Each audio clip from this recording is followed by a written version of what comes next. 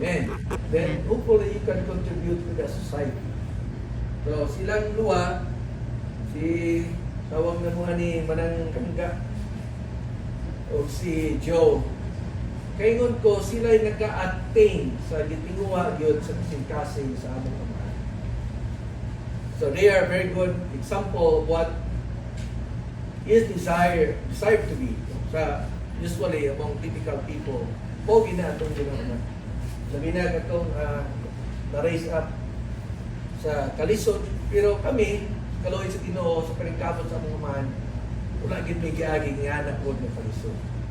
Pero we were trained this way, and we are raised in this way.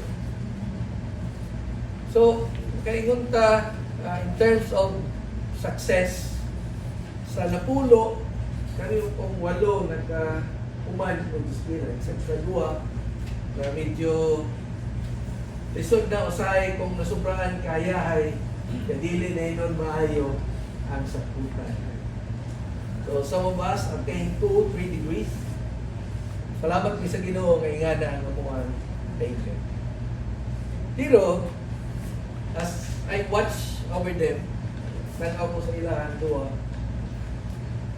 na ay pangutana na din ako matupad. Kaya ko, sila nagka-attain ani kami, they were older, no? Sila, halos ramang doon sila parehong edad. I think 9 months na siguro nila differential nilang duwa. Ha? Ilan? 11? Ay, sorry, 9 months, 11 months. But I the same, almost the same year sila na ano. Kaya kung pangutan na ganun ako matubag, sila nauna naman good sa among agon. And then they were very successful. They were raised up, and said, very strict ang papa. Tuod yun, ano ba? Very disciplined. Na-miss kayo doon sa balay, sa oras pamata. Sa buhaton, sa oras matulog. So, inana ang upbringing ng mga tanan. Sa EBSET, except atong luha kayo, namatay na kong papa, so wala na sila na-raise up ng anak. Pero, again, akong pangutana, kung may tuyo sa kinabuhi, after you attain all this success, what? So, deep within me, na ipangutana na kung may katuyuan sa kinabuhi, kung sa purpose sa kinabuhi. I cannot answer that. So, probably, magkayunta, will success satisfy men? Will wealth satisfy men? Will fame satisfy men? Will power satisfy men? I don't know kung sa'yo yung answer. But for me, I found out that these things cannot satisfy men. Amen. Ako naman ko'y doctoral degree in engineering. Siya ay law. Mga igso, naman, si Tisa o si Jerry, I think 3 degrees. Akong asawa, so academically, no problem. But within me, there is still a longing, what is the meaning of it all? Tingali is atong modern age. Si Steve Jobs is the epitome of what a man can do. Right kay siya, siguro yung makailaw, Apple, rin ang kanan. He is also one of the wealthiest men. In terms of fame, he is very famous. In terms of power, money, na siya kanan. But when he died, usa ka phrase sa iyang isulti. That, yang i-observe ko noon, kanan nga yang nakita sa iyang mga monitor, na-cancer po siya at the age of 56, I think. Hindi ko siya, I am like a naked man. Tanan, nawala na sa iya ha. So, unsa pa man daw kapuslanan, tanan. Hindi ko siya nga ang pag-attain lang kung unsa akong mahimo at best can contribute to the world. But all these things are not there. Kani siya nga word is not just the word of Steve Jobs. This is also the word of Job in the Old Testament. Naingon si Job, if you read the Old Testament, naingon siya, naked I came into the world, and naked will I depart. So, ubo man tani, abot aning kalibutan na, o matay dala, ubiya punta aning kalibutan na, nga wala po yan. Amen? All that we have attained, all that we have obtained, all the fame, all the money we have, actually, when we leave this world, not one thing remains with us. In the Old Testament, there's also a man who is very famous. His name is King Solomon. Amen. And 1 Kings chapter 7, nagsulti nato that he was the wisest man at that time. No one is wiser before him. Tingali, namatay na nung gano'n, the wisdom of Solomon, there were two women. At the time that he was king, he was still very young. Pero ang wisdom sa Ginoo unaan niya. There were two women who were sleeping in the same room. One, her child died. So, sa iyang ibuhat, kuha niya yung anak, bailuan niya itong ikas, itong buhay, deadly. Ano niya. So, pagkabuntag na, nag-away na sila, no? I don't know, hear the story, ba? So, naglali sila, dili niya kong anak, ako ng anak. So, nag-away sila. Then, they were brought into the presence of King Solomon. Kini nga panahon, ituyo gini sa Ginoo aron makita na unsa day ang naa ni Solomon. So, abot ito, away na sila, murag 14 no? Murag yan po globa, ba? Kinsa magkitagiya ning bata at that time wala pa genetic test, wala pa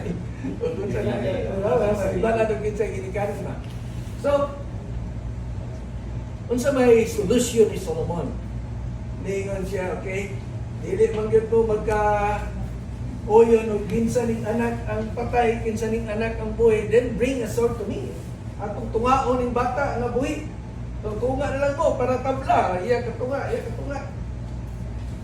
So, katong mama nga tinuod, ningon siya, ihatag na lang na sa iya ha. Bahala dia o iyahan na basta kay buhit lang siya. So, by that, Solomon knew that this one is the mother. Katong isa, siya, sige, tunga para patas. Pero katong isa na inangyot tinuod, ningon siya, ihatag na siya. So, this is Solomon in his wisdom. Amen. To read Kings also, ang silver kuno dili na ihapon because there was so much gold that silver is counted as nothing. So in terms of wisdom, in terms of wealth, in terms of fame, even ang queen sa Ethiopia ni Anto pa dito to hear the wisdom of Solomon and to see the splendor of his kingdom. So at that time, Solomon was in the peak of human attainment. But you know, nagsulat siya og tulo ka masahon. The first one is Proverbs. The second one is Ecclesiastes. And the third one is Song of Songs. So ngano ako ni siyang giisgutan? Because in terms of wisdom, Solomon was very wise in terms of human wisdom. But on the second book, ang iyang opening words is vanity of vanities. Everything under the sun, he says, is vanity of vanities. Tanan ko no, pulos kawang. Imo na basahon iyang attainment. Yung siya, nag-experiment siya ng agriculture, nag-experiment siya ng architecture, nag-experiment siya ng civil works, tanan mga butang iyang ipistingan. He also experimented with wisdom and a lot of things. Even dito siya, I tried wine. And I tried women. Si Solomon siguro, dili malupigan ba? 300 wives, 700 concubines. Layo rata niya. So, dito siya, all things under the sun, vanity of vanity. In other words, is emptiness of emptiness. Meaning to say, sa iyang kinasunuran, wa yun siya masatisfied. It's also can be translated as meaningless of meaningless. purposeless or purposeless. So everything under the sun is vanity. I don't know kung mao ba ni ang direksyon sa atong kinabuhi. Is this the one that we are trying to attain? If this is the one that we're trying to attain, we will end up on the same conclusion. Vanity of vanities. Emptiness of emptiness. After all, you end up with nothing.